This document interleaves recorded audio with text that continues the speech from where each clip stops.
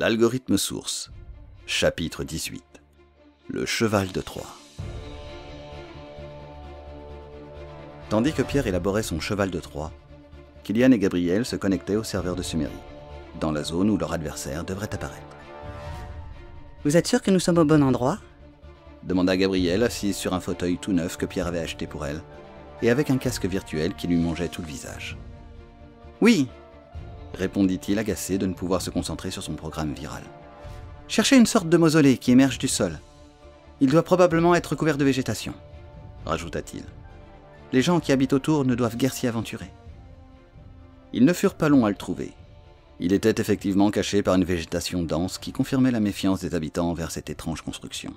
« On l'a trouvé !» dit Killian. « Et maintenant, on attend ?»« On pourrait s'entraîner au combat ?» proposa Gabriel. « À main nue ?»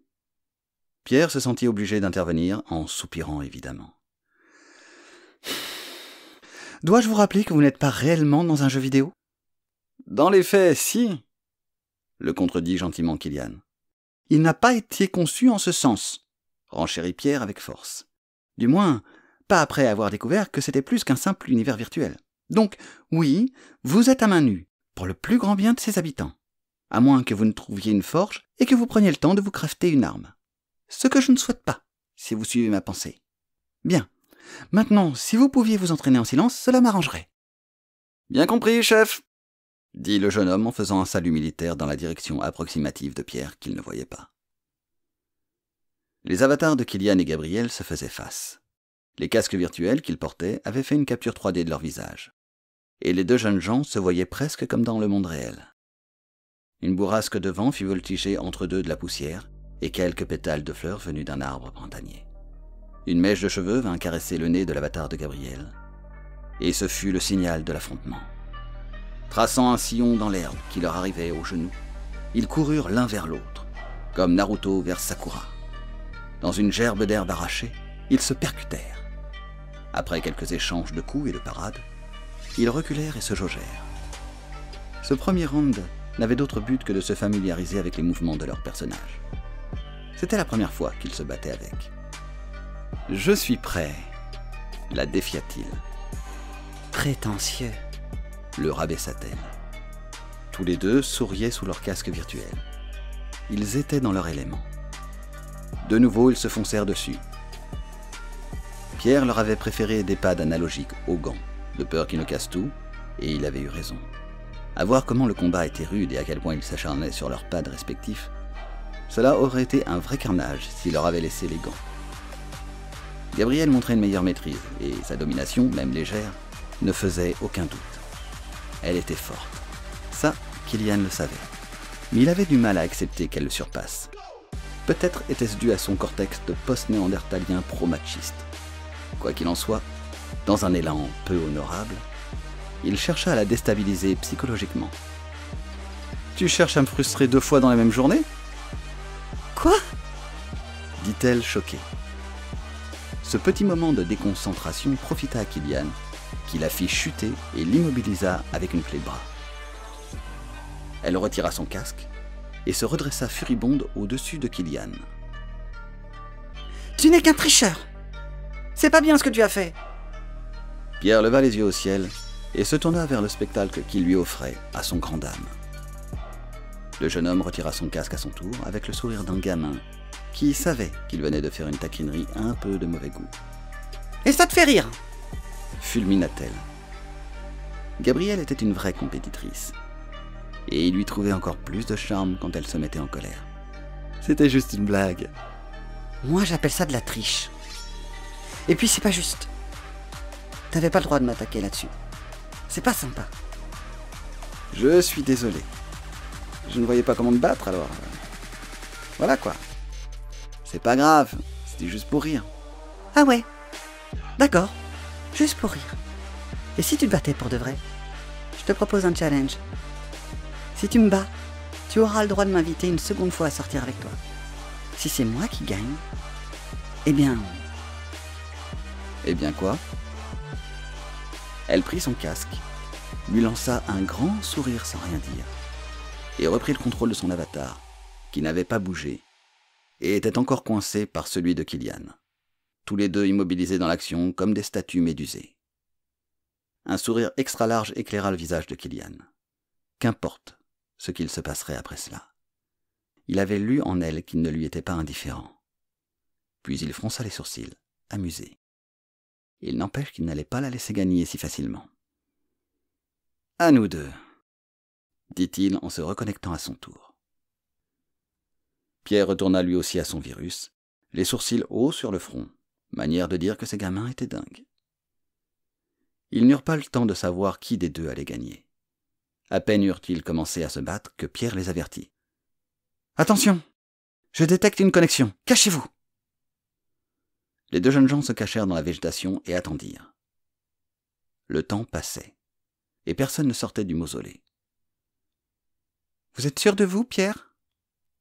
Attendez, les deux connexions viennent de disparaître. »« On fait quoi ?» demanda Killian. « Restez cachés. Ils ont dû trouver le message qui parle du tertre. Ils vont revenir avec des renforts, je suppose. » Pierre avait raison. Quelques minutes plus tard, il enregistra plusieurs nouvelles connexions. « Combien sont-ils » demanda Killian. « 2, non, 3. Attendez, non. C'est pas possible. Il y a 10 connexions. »« 10 ?» réagit Gabriel. Et vous avez terminé le virus ? Pas complètement. On aurait dû bloquer l'entrée du mausolée pour pas qu'il sorte, rouspéta Killian. Et le cheval de Troie, tu en fais quoi ? Ah oui, merde. Essayez de les ralentir, voir si possible de réduire leur nombre, lança Pierre, qui en même temps pianotait sur son ordinateur les lignes de code qui formaient petit à petit le virus qu'il avait en tête. Si seulement j'avais un arc, se lamenta Gabriel. À défaut, on peut s'armer de bâtons, proposa Killian en se dirigeant déjà vers la forêt. Ouais, pourquoi pas ? Le suivit-elle. Mais les 10 nouveaux connectés sortaient déjà du mausolée. L'un d'eux tenait dans sa main une carte. La fameuse carte qui aurait dû être destinée à l'héritier de ce monde et qui indiquait où se trouvait le tertre et ce qui s'y cachait. Le porteur de la carte balayait l'horizon à la recherche du tertre indiqué. Le chemin que ces affreux allaient bientôt emprunter contournait la forêt derrière laquelle, pour l'instant, les deux jeunes gens étaient cachés. « Viens !» dit Gabriel en prenant Killian par le bras. « Il faut les devancer avant qu'ils puissent nous voir. Pierre, j'espère que vous avez presque fini, car pour l'instant, on ne fait pas le poids. » Si vous croyez que c'est facile, grommela-t-il sans qu'elle l'entende. Le chemin était sinueux, bordé de talus et de bosquets. Au détour d'un virage, ils découvrirent une poignée d'habitations faites de bois, de terre et de chaume. « Pierre ?» le dérangea-t-elle une nouvelle fois. « Il y a un village sur leur parcours. Que fait-on » Celui-ci releva le nez de son écran, le front barré d'un pli. « Il serait judicieux, je pense, de les attirer loin de ces gens qui y habitent. Je ne veux pas prendre de risques. »« Entendu, Pierre, on s'en occupe. Mais terminez ce virus. »« C'est ce que j'aimerais bien faire. Si seulement j'étais pas interrompu toutes les 2 secondes !» râla-t-il, gagné par le stress. Killian regardait le village en cherchant une idée, quand un cri de joie jaillit de sa poitrine. « Gabi, regarde ! Là !» Posés contre le mur d'une chaumière, un arc et un carquois plein de flèches leur tendaient les bras, comme un signe du destin. « Merci, mon Dieu !» rendit grâce Gabriel. « Je ne suis pas sûr que Pierre y soit pour quelque chose. » lui souffla Killian cynique. « Quoi ?» demanda-t-elle sans comprendre l'allusion. Elle ne savait pas que Pierre avait des statues de lui un peu partout ici, et qu'il était considéré comme une divinité. Courbés pour être le moins visibles, ils se faufilèrent jusqu'à l'arme. Au moment de s'en saisir, une fillette du village qui jouait à cache-cache se retrouva nez à nez avec eux. Elle écarquilla de grands yeux en les voyant, et resta tétanisée. « Elle sait qui nous sommes », avertit Killian. « Nos yeux trahissent notre véritable nature. Elle nous prend pour des dieux. » Gabriel intégra l'information et parla avec douceur à la fillette. « N'aie pas peur, » tenta-t-elle de la rassurer. « Je suis là pour te protéger. Je t'emprunte cet arc pour chasser des affreux pas beaux, et je te le ramène. Tu veux bien ?» La fillette acquiesça de la tête en déglutissant difficilement. « Va te cacher, » continua Gabriel. « Je reviendrai quand ce sera fini. » La pauvre, tout apeurée, hocha du chef et partit en courant vers le centre du village. Ils revinrent sur leurs pas et se postèrent pour tendre une embuscade. Les 10 affreux pabots n'étaient pas bien loin. Ils n'avaient pas pris la peine de personnaliser leur avatar. Ils étaient tous identiques. Lorsqu'ils arrivèrent en vue du village, c'était comme si une armée de clones robotiques venait de débarquer de l'espace. L'allusion était d'autant plus vraie que le mouvement des 10 affreux était plutôt saccadé. Probablement un problème de leur matériel. La vue des chaumières les firent se stopper, et celui qui devait être leur chef fit mine de s'y rendre.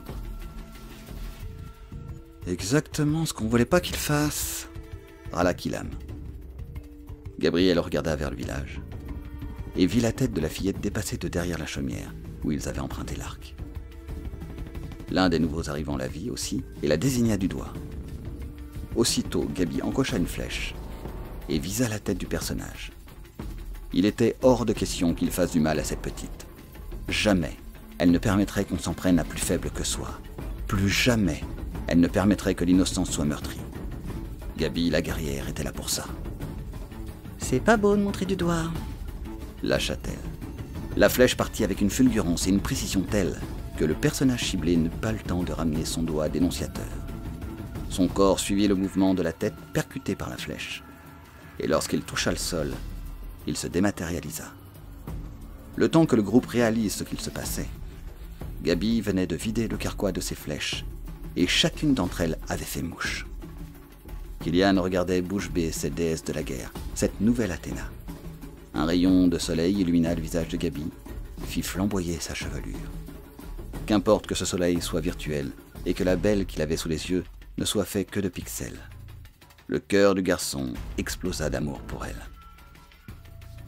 Sur les 10 vilains, il n'en restait que 5.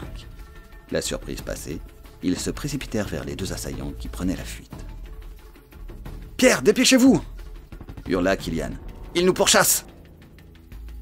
Pierre avait une bonne vision de ce qui se passait sur Suméride où il était. « Je sais, répondit-il. « Je fais le plus vite possible. »« Où doit-on aller ?» demanda Gabriel. Oh, là, c'est pas possible. Suivez le chemin jusqu'à voir un tertre sur votre droite. Il est facilement reconnaissable. Des menhirs y ont été dressés, à la manière de Stonehenge. Ok, mais je vous rappelle qu'il faut que vous y soyez avant nous. Je sais ce que je dois faire, se crispa-t-il. Il n'aurait jamais le temps de finir ce fichu virus. Il voyait du coin de l'œil Gabi et Kilam courir et de temps en temps tourner la tête vers leurs poursuivants. Satané liseré orange, râla-t-il. Sur leur droite, ils aperçurent bientôt le tertre. Ils avaient quelque peu distancé les affreux liserés. Mais il leur fallait réfléchir à comment gagner du temps. Tout reposait sur ce cheval de Troie et sur le fait que les liserés devaient croire qu'ils maîtrisaient la situation. Et bien sûr que Pierre arrive à temps. Ils obliquèrent leur course vers les menhirs et, arrivés au pied du tertre, ils se retournèrent pour faire face aux 5 poursuivants. Vu la manière dont ils se déplaçaient, Gabi savait qu'avec Kilam, ils en viendraient facilement à bout. Mais ce n'était pas le but. Les affreux s'arrêtèrent à 50 mètres d'eux. Après s'être observés en chien de faïence, celui qui devait être leur chef parla. « Pierre, il est temps de vous rendre à l'évidence. Vous ne pourrez jamais vous échapper. »« Pardon » interrompit Kilam. « Mais c'est à moi que vous parlez ?» Le visage impassible de l'avatar du chef, clone des 4 autres, n'avait pas besoin d'être expressif pour qu'il comprenne qu'il était troublé. « Je ne suis pas Pierre !» renchérit le jeune homme. L'individu resta silencieux et immobile comme figé dans le temps, puis il se tourna vers Gabi. « Est-ce vous ?» demanda-t-il avant de se reprendre, comprenant enfin à qui il avait affaire. « Non, vous êtes les 2 jeunes. Maintenant je le vois, bien sûr. Kilian et Gabriel. » Ce fut à leur tour d'être silencieux et perplexes. Mais leurs visages virtuels, grâce ou à cause des casques inventés par Pierre, reflétaient leurs émotions. Le chef des affreux comprit qu'il avait vu juste. « Où est Pierre Delfrange ?» Il fallait absolument gagner du temps. Le jeu se resserrait. Kilian fit ce qu'il savait faire le mieux dans cette circonstance, le fanfaron.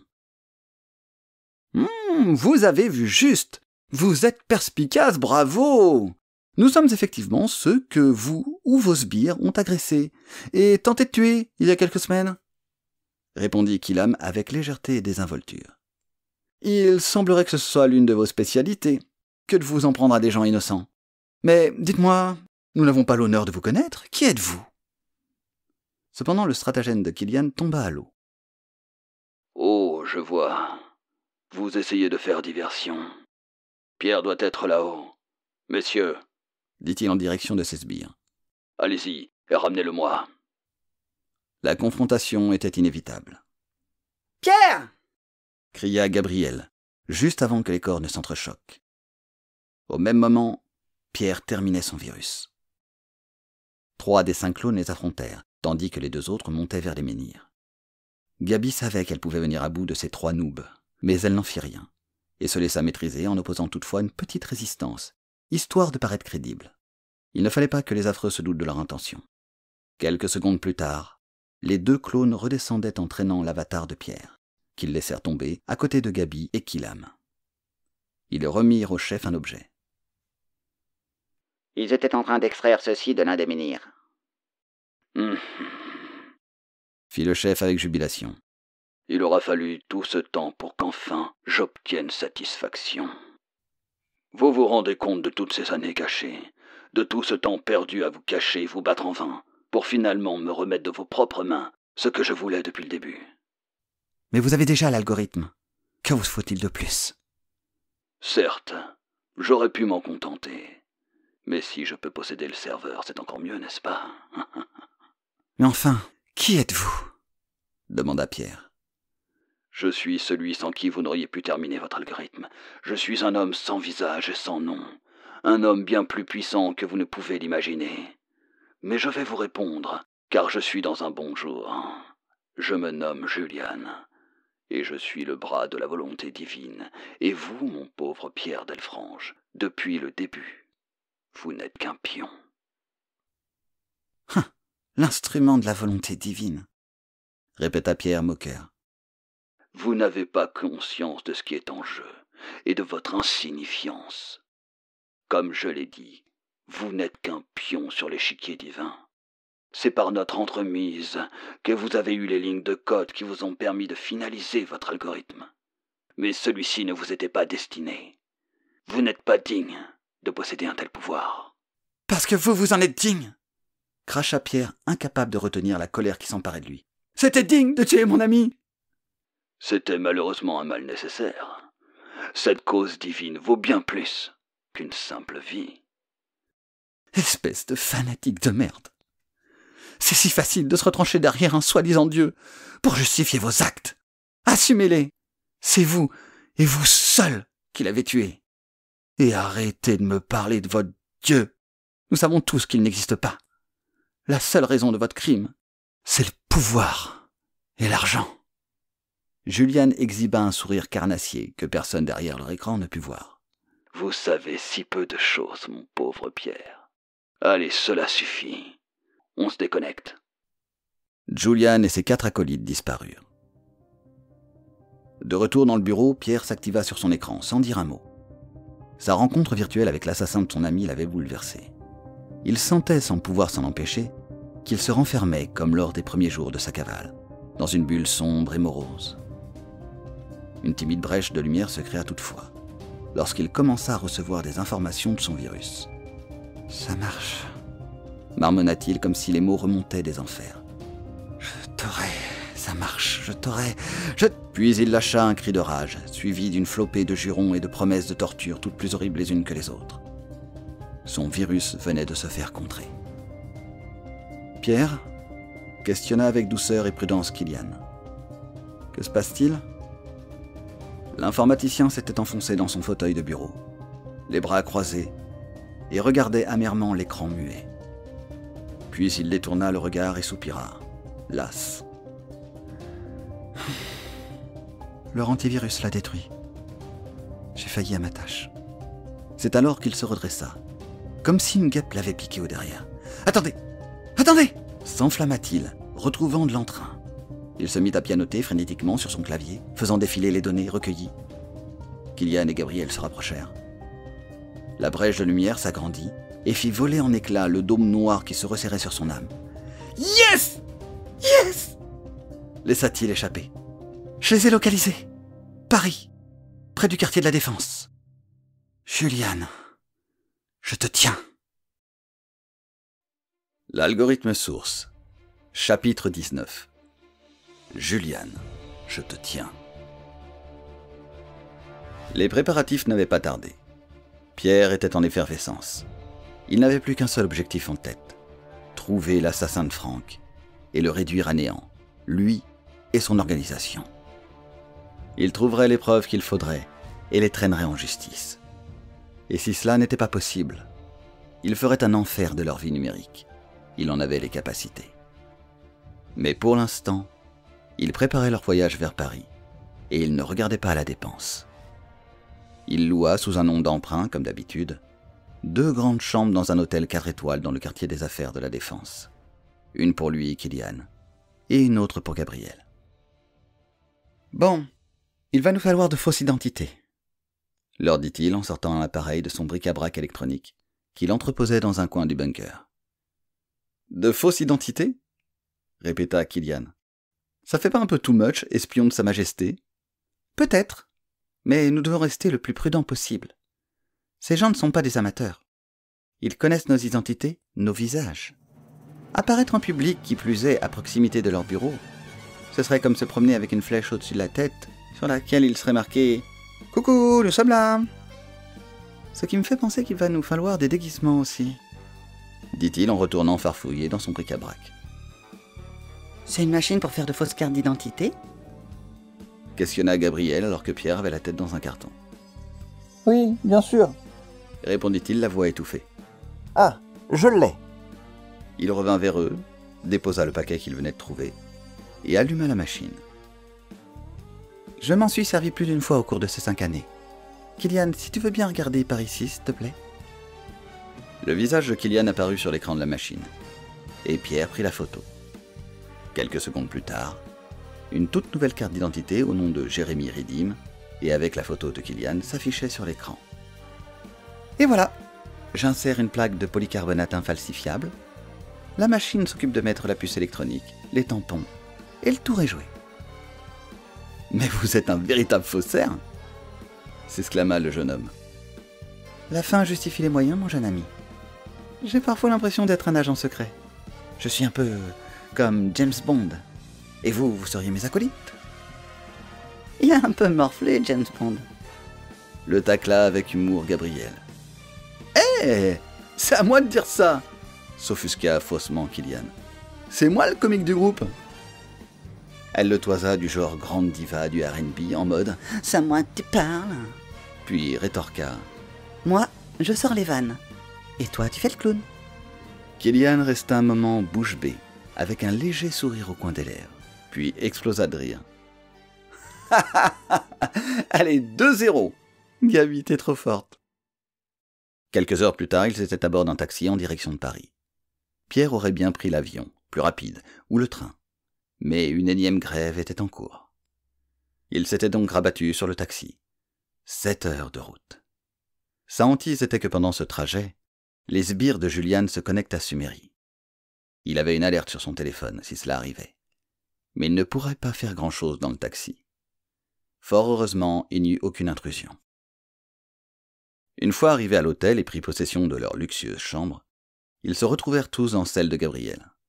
« Ma chère, lui dit-il en lui tendant son ordinateur, je vous confie les rênes de Suméry. Pourquoi ? Avec Kylian, demain, nous allons devoir nous approcher au plus près du danger. Je ne puis décemment pas vous faire courir le moindre risque. Je ne le devrais même pas avec Kylian, mais je vais avoir besoin de lui. Et puis, j'ai vu comment vous vous êtes battu, comment vous avez protégé cette petite fille près du village. Avec vous, Suméry est dans de bonnes mains. Et puis, j'ai une autre raison de vous laisser ici. Cette chambre est notre base de repli, et vous êtes l'agent de liaison.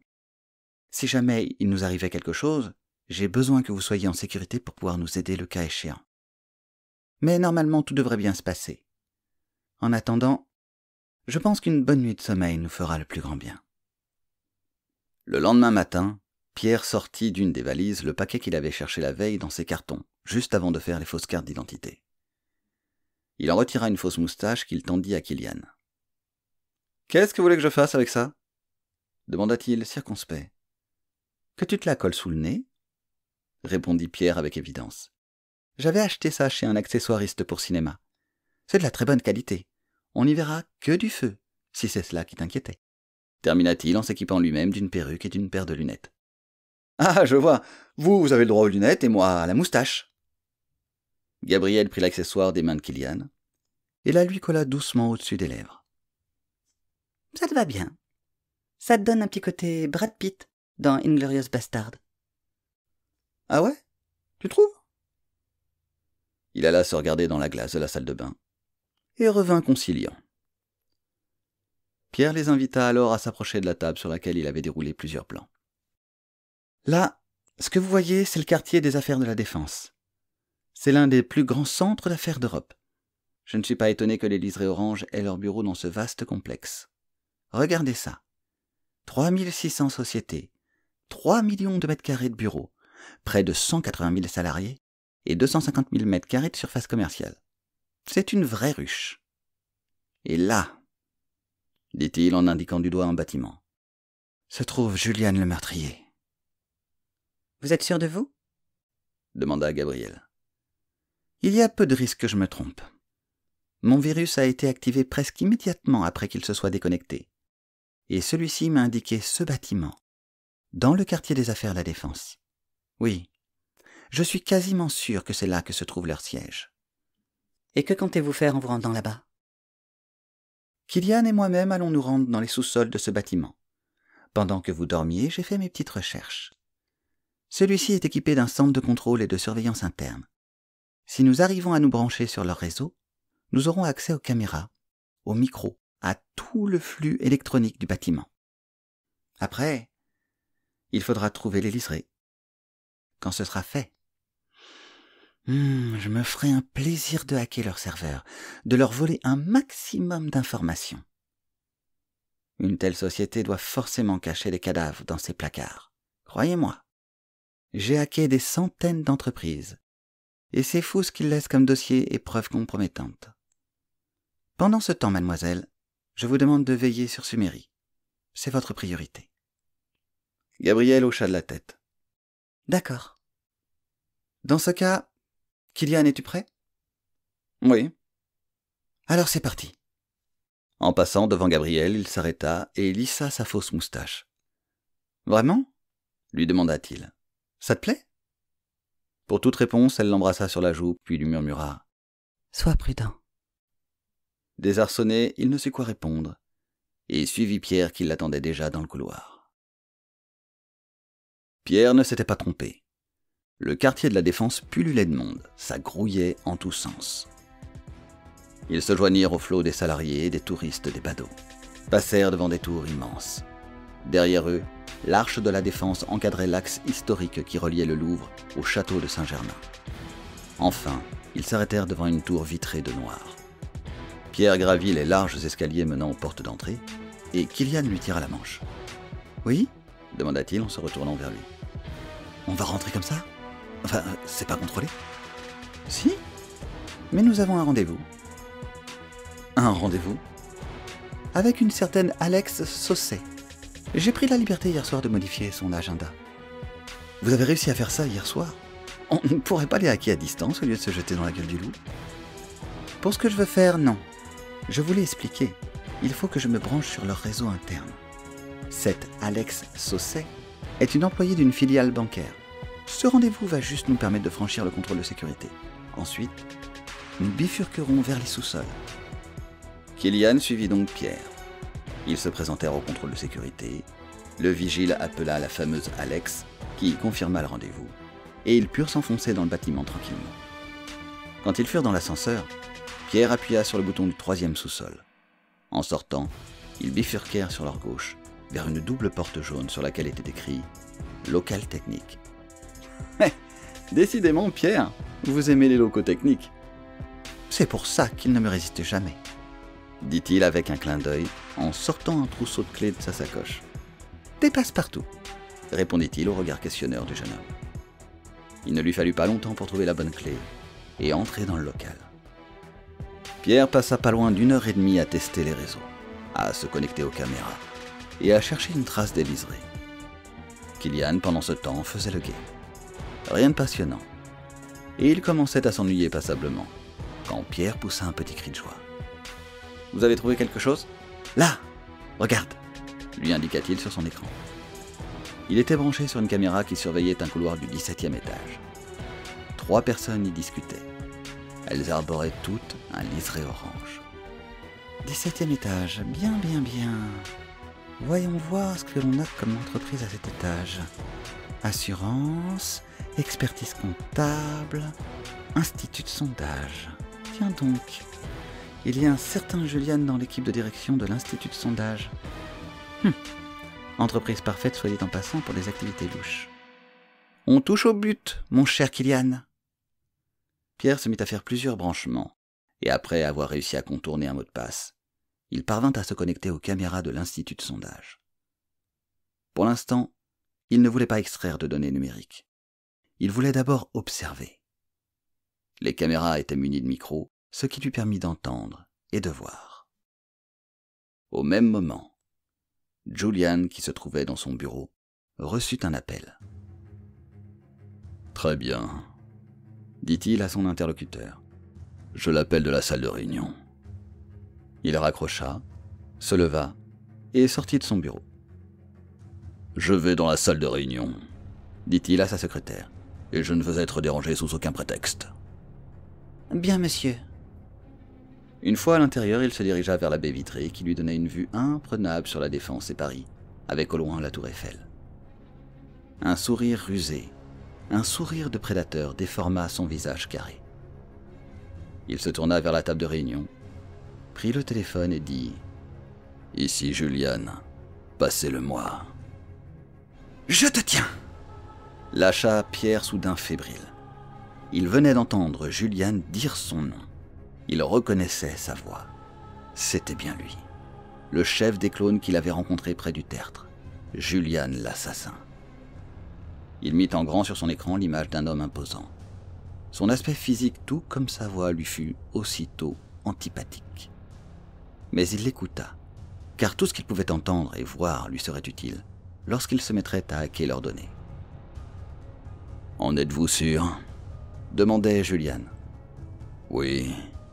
Très bien alors. Le son est-il bon ?» l'entendait-il demander à son interlocuteur.